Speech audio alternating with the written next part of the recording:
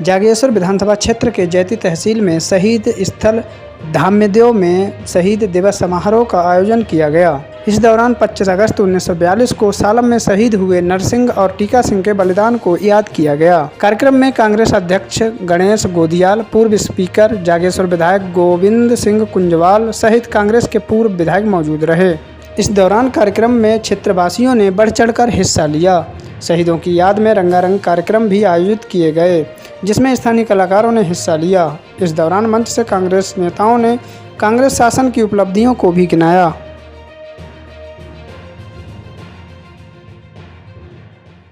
कि कांग्रेस की बैठक में करो मरो का नारा दिया था, अंग्रेज़ों भारत छोड़ो का नारा दिया था, और उसके बाद देश में आज़ादी का आंदोलन और तेज़ी से फैला, और उसी की सूचना जब हमारे इस सालम क्षेत्र में मिली तो यहाँ के लोगों ने पोस्ट ऑफिस जला दिया, पटवारी हेडक्वार्टर जला दिया, एक प्रकार से इस क्षेत्र में अपना राज स्थापित कर दिया। इसकी सूचना जब रानीखेत अंग्रेज़ों की फ़ौज को मिली तो उन्होंने वहाँ से कूच किया वो सालम के लिए, और वो यहाँ आए। जैती के नीचे जो स्कूल है वहाँ उन्होंने अपना कैंप बनाया, और हमारे जो आंदोलनकारी थे आज़ादी के समय के, वो आकर के इसके नीचे एक मैदान है, इसके नीचे भी एक खेत मैदान है कुछ ही दूरी पर, वहाँ पर वो सब इकट्ठे हो गए।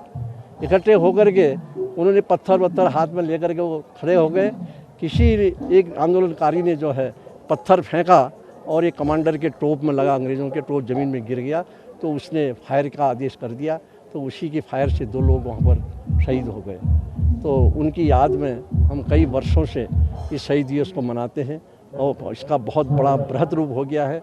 और इस शहीद दिवस में उनको श्रद्धांजलि देने के साथ साथ हम इस क्षेत्र के पूरे अल्मोड़ा जनपद के और जहाँ के भी लोग अपनी मांगें रखते हैं उनकी विकास की समीक्षा भी करते हैं, और सत्ता में जो पार्टी होती है उस पार्टी के बहुत से अधिक लोगों को यहाँ बुलाने का काम भी करते हैं।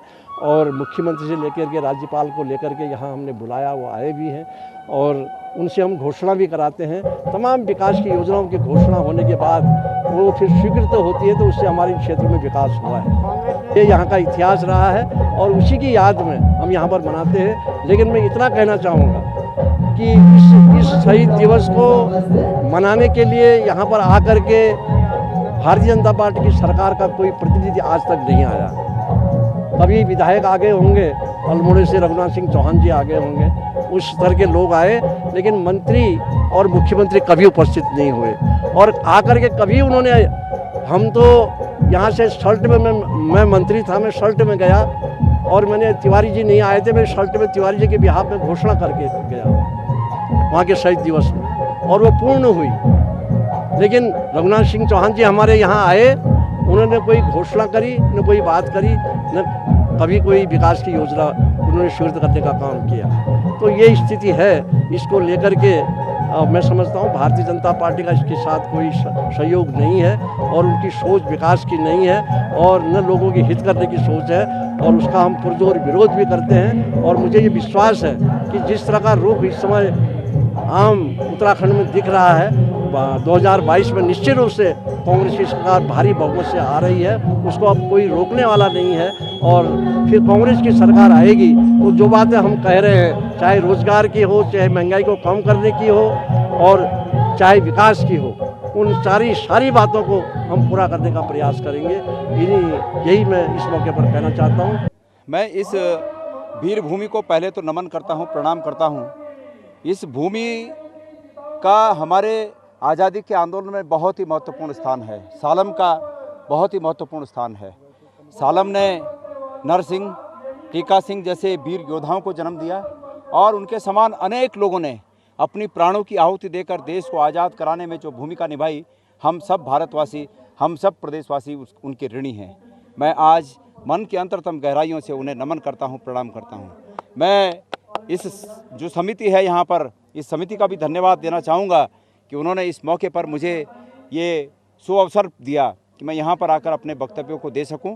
और मैं समझता हूँ कि कुंजवाल जी ने इस स्थान का विकास उत्तराखंड बनने के बाद इस रूप में किया कि ये जागेश्वर विधानसभा ही नहीं बल्कि पूरे कुमाऊं क्षेत्र के विकास का एक नंदन वन है, विकास का एक बगीचा है।